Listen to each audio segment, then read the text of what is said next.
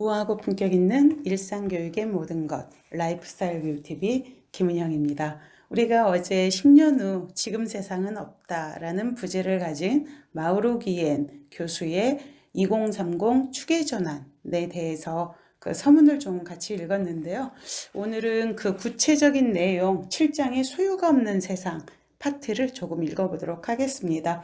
전체적인 주제는 새로운 계층의 출현, 압도적 독점의 위험, 디지털 공유주의 비극, 그 양배추를 버리지 마오, 공유, 협력, 그리고 미래라는 소주제로 전체 소유가 없는 세상 장이 구성이 되어져 있습니다. 2030 추계전환은 리더스북에서 나왔고요. 지금 뭐 거의 베스트셀러로 난리가 났더라고요. 여러분들도 꼭 사서 한번 보시기 바랍니다. 새로운 계층의 출현. 우리는 사유재산의 원칙이 지배하는 세상에 산다. 캐나다 브리티시 컬럼비아 지역의 원주민 자치정부 대표 중 한 사람이며 아메리카 대륙 전체의 원주민 권리 향상을 위해 일하는 활동가 줄리언 브레이브 노이즈캣의 말이다. 아메리카와 아프리카, 아시아, 아일랜드, 오스트레일리아의 원주민들로부터 빼앗은 수십억 에이커의 땅에서 얻은 이익을 통해 영어를 사용하는 두 제국인 영국과 미국이 차례차례 전 세계를 지배할 수 있었다. 덴마크나 벨기에, 이탈리아와 네덜란드, 포르투갈, 스페인 같은 다른 유럽 국가들도 약탈과 침략에 가담했다. 제국주의 침략 국가들이었죠. 제국들이 몰락한 후에도 그들이 남긴 후손들은 계속 방대한 토지를 차지하고 정치 체제까지 지배하고 있다. 전 세계의 수많은 사람들처럼 미국인들도 오랫동안 소유권이라는 개념을 발전시켜왔다. 노이스캣은 이렇게 주장한다. 사유재산은 아메리칸 드림이라는 미국식 이상향을 선전하는 도구다. 토지와 집, 근면한 노동은 자본이 지배하는 세상에서 무한한 기회를 향한 발판이 된다. 3장에서 살펴본 것처럼 자가주택과 자가용은 미국 중산층을 정의하는 상징이었다. 정부의 정책과 선거 전략도 사유재산을 소유한 사람 혹은 소유하고 싶어하는 사람들의 이유관계를 반영하는 경우가 많다. 유럽과 미국의 9세대 중산층이 겪고 있는 어려움과 최상위 1%가 나머지 99%보다 더 부자인 불평등의 증가는 세금 문제와 관련해서 사유재산의 권리를 어느 정도까지 보호해 주어야 하느냐는 중요한 의문을 제기한다. 이전 세대들은 비슷한 상황에서 공산주의를 대안으로 내세웠다. 노이즈캣의 지적이다. 그렇지만 마르크스나 레닌, 마오쩌둥의 사상은 이제 자본주의를 뒤흔들 위력이 없다. 사람들은 공유경제에 참여함으로써 이런 상황에 대응하려 한다. 공유경제는 결국 필요한 걸 모두 소유하기에는 자원이 부족하다는 현실과 집과 자동차 같은 자산을 새롭고 협력적이며 집단적으로 사용하는 일에 대한 선호도가 합쳐지면서 촉발되었다. 주택을 비롯한 값비싼 자산들에 대한 소유권은 오랫동안 정치적 행동에 영향을 미쳤다. 그렇지만 사람들이 보수적인 경제정책이나 사회정책을 더 많이 지지하도록 만들었는지는 분명하지 않은데 연구에 따르면 주택을 소유한 사람들은 정치에 더 관심이 많고 투표도 더 열심히 한다. 2030년이 되어 대부분의 자산들이 공동의 소유가 된다면 정치에 대한 관심이나 투표에 대한 참여도가 떨어지며 시민의 의무에도 무관심해질 거라고 예측할 수 있지 않을까? 여러 관련 사업과 어플리케이션에서 수요자 측에 있는 사람들이 대부분 젊은 세대라는 점을 감안하면 이러한 흐름을 통해 젊은 세대가 더 정치에 무관심해질지도 모른다.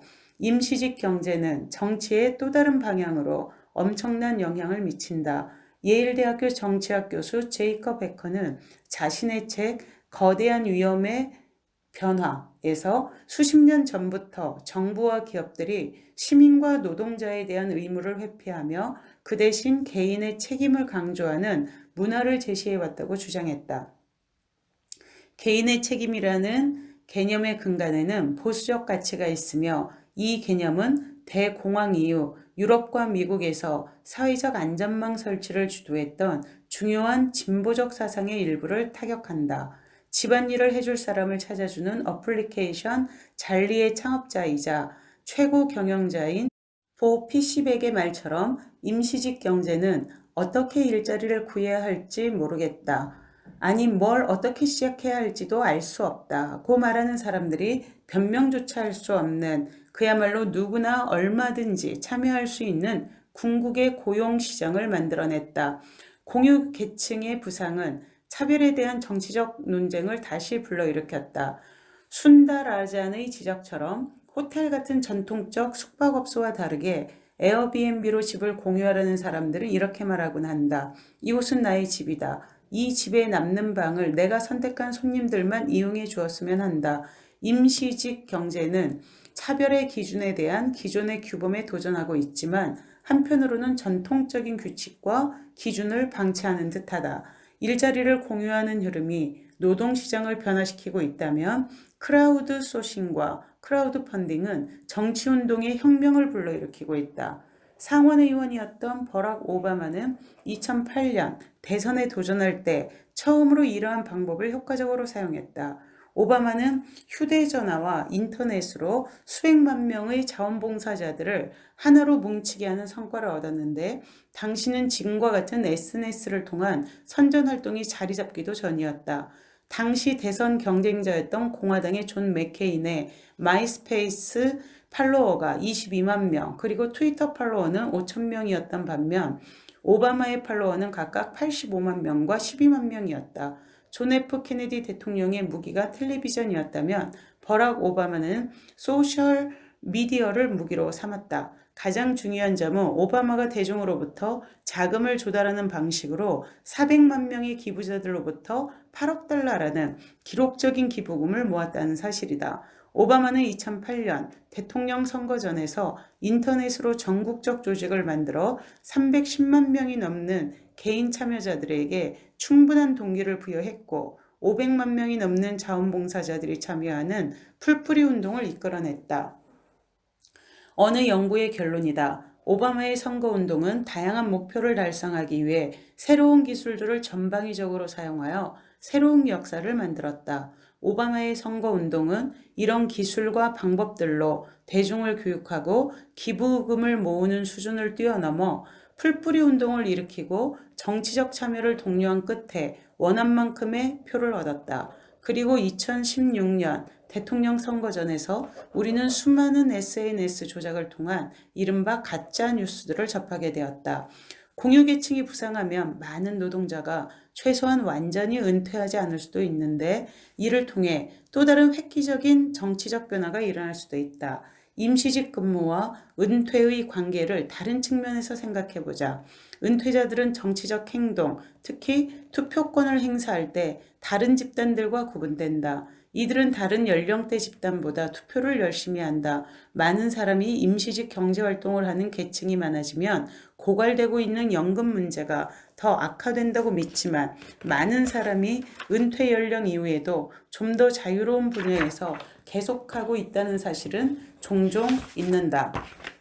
많은 사람이 나이 든 후에도 일하고 싶어 하므로 임시직 경제활동을 하는 공유계층은 은퇴를 늦추거나 시간제로라도 일을 계속하는 쪽을 선택할 것이고 그 규모도 정규 직원을 넘어설 것이다. 많은 노년층이 새로운 사람들을 만나기를 좋아하기 때문에 에어비앤비로 집을 빌려준다. 또한 기대 수명이 계속 높아지고 공공연금과 기업연금 제도가 흔들리므로 임시직 경제가 실제로 돌파구가 될 수 있을 것이다.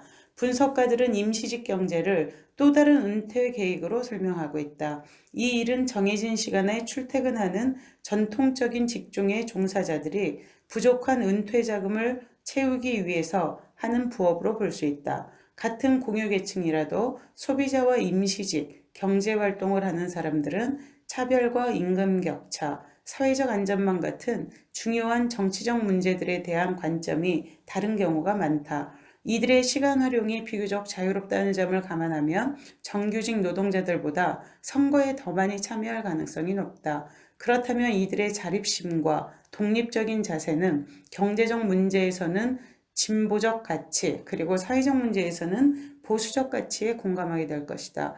2030년에 유럽과 미국 그리고 세계 다른 지역 노동력의 절반 이상이 임시직 경제활동을 하는 사람들로 채워진다면 정치적 지형은 크게 달라질 것이다. 만약 독점적 디지털 기업이 시장을 지배하면 결국 소비자와 노동자 모두를 착취하게 되지 않을까. 이 부분은요, 정말 저랑 똑같은 생각을 하고 있네요. 그래서 교육이 더 중요한데 특히 학부모 교육이 너무나 중요합니다. 깨어 있어야 돼요. 그냥 교육이라고 무조건 좋은 게 아니고요. 이 교육은 달리 말하면 훈련인데 이런 훈련은 내가 자유로운 나로서 살아가는 부분도 있지만 누군가의 종속적인 노예로 살아가는 것도 교육에 의해서 훈련이 되어지는 겁니다. 여러분, 그 다음 장 압도적 독점의 위험 한번 같이 읽어보도록 하죠. 압도적 독점의 위험. 월스트리트 저널의 기자가 우버의 공동 창업자 트래비스 켈러닉을 만나 악의 없어 보이는 질문을 던졌다. 우버가 캘리포니아 샌프란시스코에서 사업을 시작하고 4개월이 지난 뒤 캘리포니아 공익사업위원회와 샌프란시스코 교통국이 각각 내린 사업 중단 명령에 대한 우버 측의 대응에 관한 질문이었다. 우버 운행을 중단했나? 그렇지 않다. 사업 자체도 그만둔 적이 없고? 그렇다. 정부의 명령을 대놓고 무시하는 것이 아닌가? 이 상황은 사실 정부 쪽에서는 이것 봐, 사업을 그만두는 게 좋을 것 같은데 라고 말하고 우리는 꼭 그럴 필요 없는 것 같다고 응수하는 것과 비슷하다. 켈러닉은 실리콘밸리에 전해져 내려오는 오래된 원칙을 고수하고 있었다. 바로 허가를 얻기보다는 일단 저지르고 용서를 구하는 편이 낫다는 원칙이다. 공유경제가 문제가 되는 이유 중 하나는 대부분의 경우 관련 규정이 없기 때문이다. 공유경제 자체가 새롭고 혁신적인 개념이기 때문에 기존의 규정들을 적용할 수 없다. 그런 의미에서 보면 공유경제야말로 우리가 알고 있던 세계를 종말로 몰고 가는 방법들 중 하나가 아닐까. 2009년 시작된 우버는 자동차가 있는 사람과 차가 필요한 사람을 연결해 모두가 이익을 얻도록 해주는 양방향 사업이다. 현재 우버는 73개국에 900여 곳이 넘는 도시와 대도시 지역에서 운영된다. 우버와 관련된 악평에도 불구하고 인구가 10만 명이 넘는 도시가 전 세계적으로 4,500여 곳이 넘는다는 사실을 기억해둘 필요가 있다. 현재 대도시 5곳 중 한 곳에서 영업 중인 우버는 각각의 지역에서 사업이 가능한 수준의 회원들을 끌어모으기 위해 애쓰고 있다. 이를 원하는 회원들에게는 사람들이란 늘 이동하기 마련이니 곧 일거리가 넘쳐날 것이라고 다짐하면서 말이다. 우버 이용자 입장에서는 스마트폰 어플리케이션의 편리함과 많은 등록 차량 그리고 적절한 가격이 매력적이다. 또한 등급이나 평점을 매길 수 있어서 투명성도 보장된다. 우버 경영진이 예상하지 못한 유일한 문제점은 대부분의 도시들이 도시 운송 체계에 대한 엄격한 규정을 갖추고 있다는 사실이다. 택시 사업체와 소속 기사들도 우버 같은 사업에 가장 소리 높여 반대했다. 우버는 사업을 시작할 때부터 규정이나 자격 문제를 무시하는 쪽을 택했다.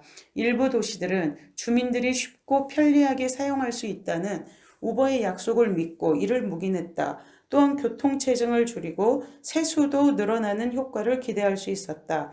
그렇지만 택시 회사들의 압력을 받은 많은 도시가 우버를 받아들이지 않았다. 우버는 사업을 확장하기 위해 규정을 따르거나 제약을 감수하는 쪽을 택해야 했고 어떤 경우는 아예 사업을 포기했다. 실리콘밸리에서 활동하는 언론인 마커스 울수는 한때 우버를 아마존과 비교했다. 디지털에 기반한 두 거대 사업체의 분명한 차이를 무시하는 듯한 발언이었지만 그는 이렇게 주장했다. 사실 근본적으로는 비슷하다. 자신만만하고 매력적인 최고 경영자가 이끄는 신생기업이 비틀거리고 있는 구시대의 산업을 어느새 따라잡았다.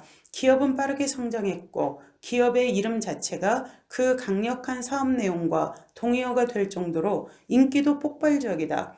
경쟁업체의 반발이나 정부의 규제와 마주해도 두 기업은 물러서지 않고 앞으로 나아갔다. 물론 그 방식은 달랐지만 말이다. 그렇다면 우버와 아마존은 각각 무슨 계산을 했을까? 야심에 찬 모든 실리콘밸리 신생기업들은 크게, 그것도 아주 빠른 속도로 크게 성장하기를 바란다. 왜냐하면 몸집을 키워야 이익을 낼 수 있고 빠르게 성장해야 경쟁 기업들이 비슷한 사업을 시작하는 걸 막을 수 있기 때문이다.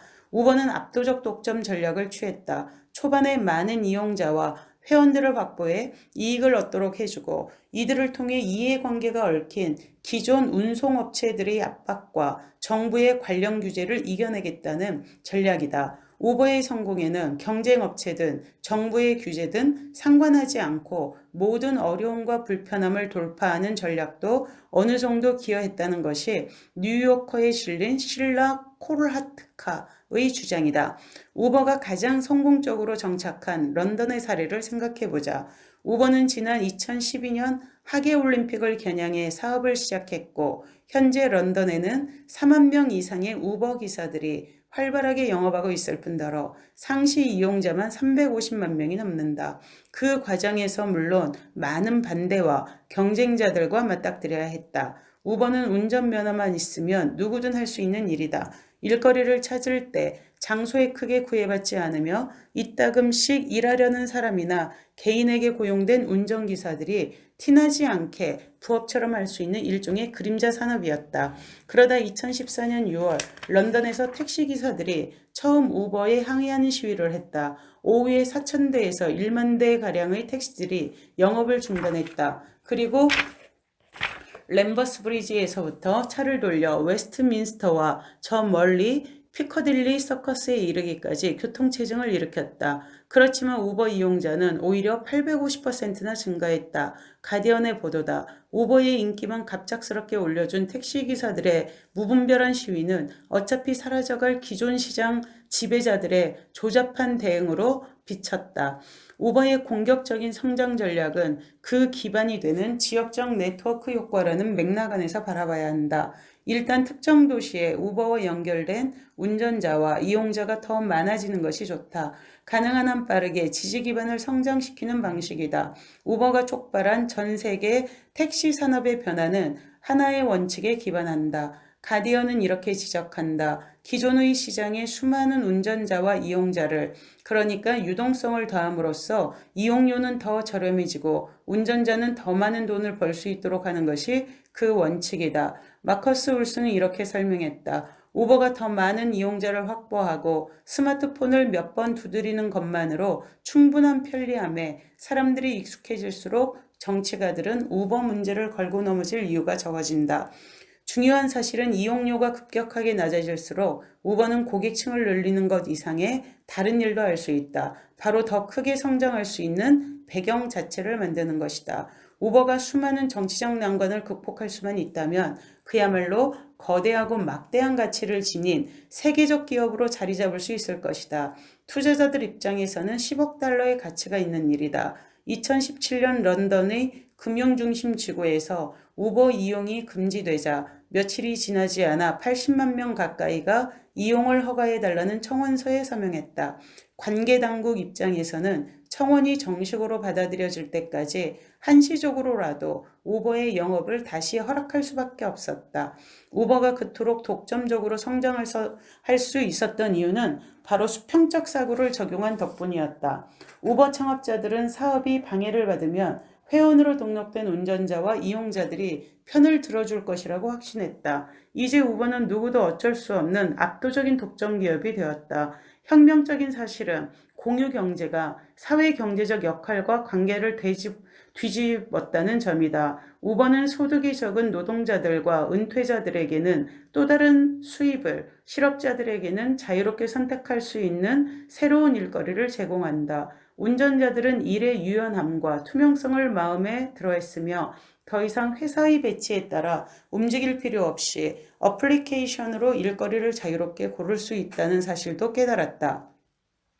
물론 이용자들 역시 선택의 폭이 크게 넓어졌으며 기존의 택시로 이용하기 어려웠던 외곽 지역이나 도시 중심부의 가까운 거리도 원할 때 이동할 수 있게 되었다. 우버는 또한 자사의 영업활동 덕분에 음주운전 비율이 줄고 있다고 주장한다. 심지어 영향력 있는 풀뿌리 조직인 음주운전 방지 어머니회도 우버와 협력해서 학교 축제일처럼 학생들이 크게 흥분할 수 있는 날에 학생들을 안전하게 실어 나를 수 있는 차량들을 확보하기도 했다. 우버는 몇 가지 분명한 사회적 흐름을 파악했고 수평적 사고로 모든 것을 하나로 묶어냈다. 이런 맥락에서 볼 때 디지털 기술이 기후변화를 막는데 도움이 될까?